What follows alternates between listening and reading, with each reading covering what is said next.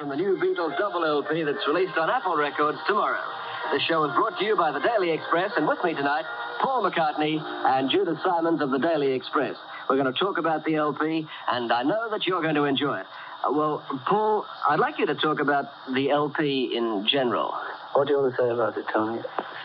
The songs, I think, perhaps a surprise to some people, because I think a lot of people expected another step from Sgt Pepper. Well, it is another step, but it's not necessarily in the way people expected. On Sgt Pepper, we had more instrumentation than we'd ever had, more orchestral stuff than we'd ever used before. So it was more of a production. But we didn't really want to go overboard on that this time. And we've tried to play more like a band this time, only using instruments when we have to, instead of just using them for the fun of it. Is this for any sort of concept of being able to do the things live? Yeah, and also for the concept that we like playing together. That's the main concept. It's becoming quite a word. The first track on the LP is Back in the USSR. It sure is, Tony. You're quite right, boy. Can we just talk about this particular track, because it's a Back in the USSR. Yeah, it's a wild rocking thing. Yeah, that's a track which it just sort of came.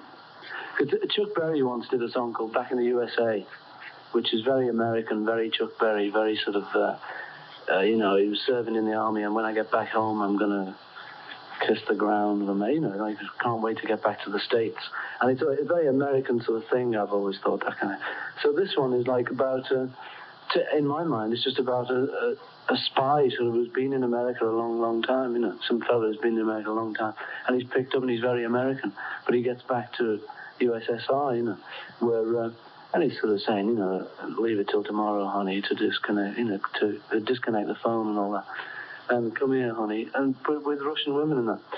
You see, what it is, it concerns the attributes of Russian women. Soul element created by George's guitar and heavy brass. Flip side flapper. Cliff Bennett is releasing it as a single. Have you heard this particular take yet? No, I haven't heard this particular take, but it concerns the attributes of Russian women. Soul element created by George's guitar and heavy brass. I like this kind of music, I like most kinds of music, so that I haven't got a bag, as they say, except the big black one in the hall outside. And this, this Obla D, Obla Da, and USSR and Martha and that, are three different songs altogether. In fact, all of mine are on the LP. But I can't really say anything about that. I'm pretty diverse. You know what I mean? I haven't got one sort of thing. So this, I've no idea why it's Jamaican or anything.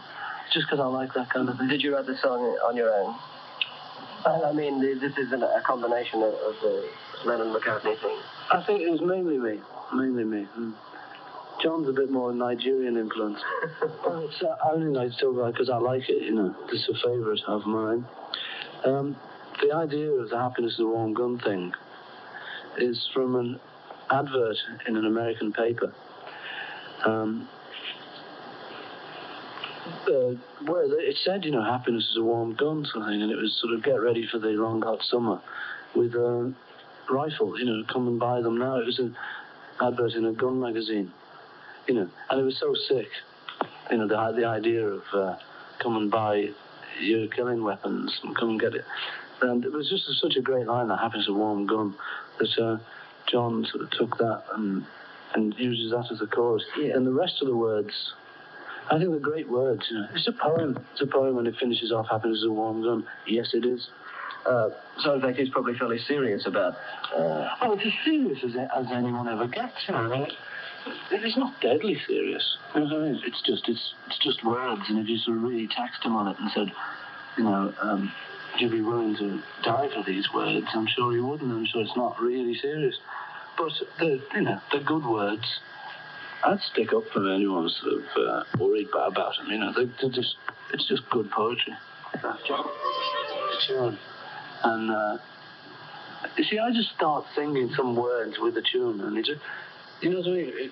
I don't ever write a song thinking, now I'll write a song about. I do sometimes, but mainly I don't. And then I'm doing a tune, and then some words come into my head, and these happen to be Martha, My Dear, Though I spend my days in conversation.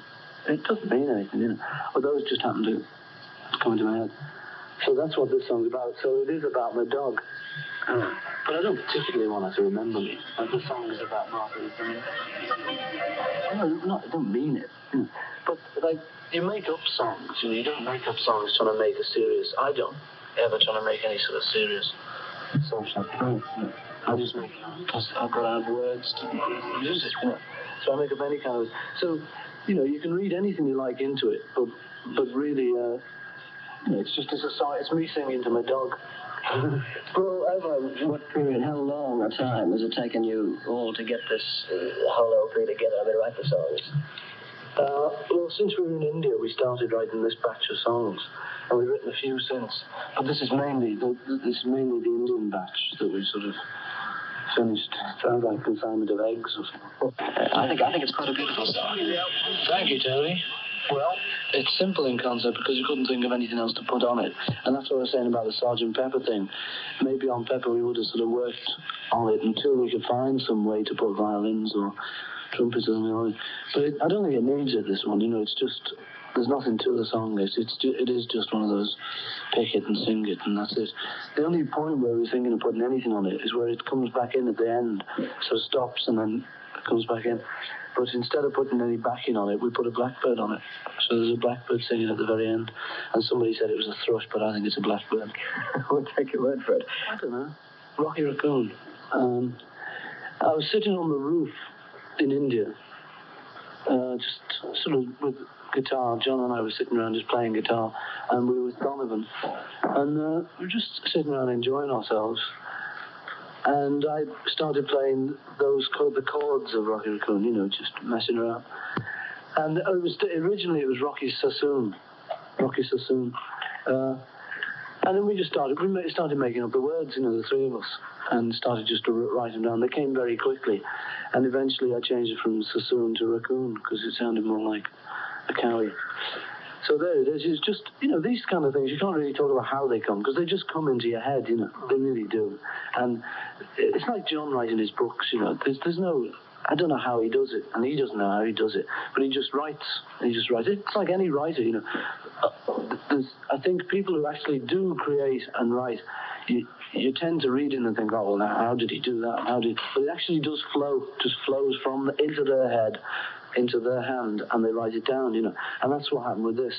I don't know anything about the Appalachian Mountains or cowboys and Indians or anything, but I just made it up, you know. And the doctor came in stinking of gin and proceeded to lie on the table. So there you are.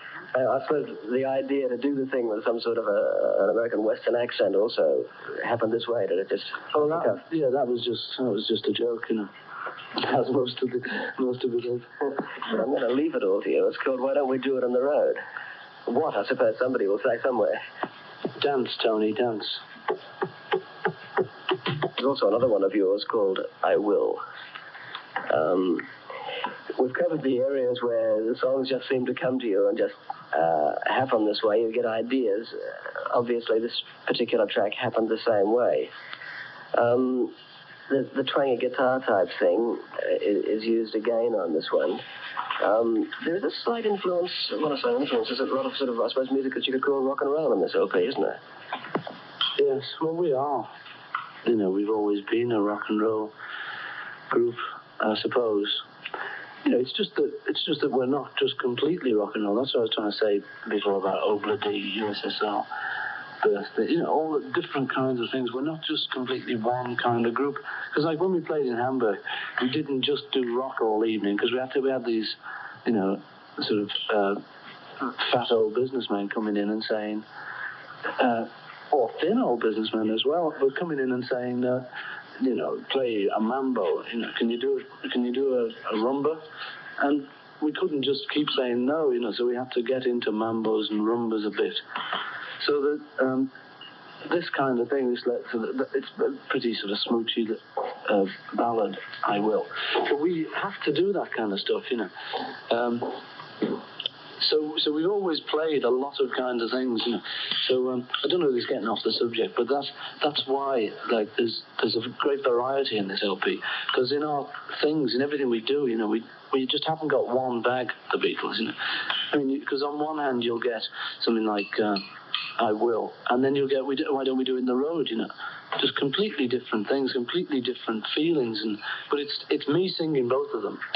It's the same fella, and I wrote both of them, you know. So that you can't explain it, you know. I don't know why I do Why Don't We Do It in the Road, shouting it like that, with the piano and just a rock and roll thing, and then do this sort of smoochy Latin American girl from Ipanema. Take it away, Paul. Rock and roll. The next track is back in the old rock and roll style, which I guess we've already really covered. But once again, this is a very loud type, if you like, discotheque type number. Good story about that, Tony. What happened was The Girl Can't Help It was on television. That's an old rock film. Right. With Little Richard and Fats Domino and Eddie Cochran and a few others, Gene Vincent. And we wanted to see it. So we started recording at 5 o'clock. And we said, well, we'll just do a backing track. We'll make up a backing track. So we kept it very simple, 12-bar blues kind of thing, and we stuck a few bits here and there in it, with no idea what the song was or what was going to go on top of it. We just said, okay, 12 bars in A, then we'll change to D, and then we'll do a few beats in C. You know, we really just did it like that, random thing. And then we came back, because we didn't have time for anything else, and so we just recorded this backing. And we came back here to my house and watched The Girl Can't Help It. Then we went back to the studio again, and then made up some words to go with it all, which were, they say it's your birthday, well, it's my birthday too, yay. And so this song was just made up in an evening. You know, we hadn't ever thought of it before then. And it's one of my favourites, you know, because of that. I think it works, you know, because it's a good one to dance to. Like a big, long drum break, but just because instead of, well, normally we might have sort of 4 bars of drums. But with this, we just said, no, keep it going, you know, let's keep it, you know, we all like to hear just drums plodding on. So, no more explanation. It's called Birthday. Simon's another track that you use acoustic guitar, and there's probably more acoustic guitar used in this set of tracks than you've ever used before. Yes. Well, it's the same thing again. You know, we wrote them with guitars, and John, on a lot of his, John picks the guitar, because he learned off Donovan when we were in India. Donovan showed him how to finger pick. So he sort of stuck in everything then.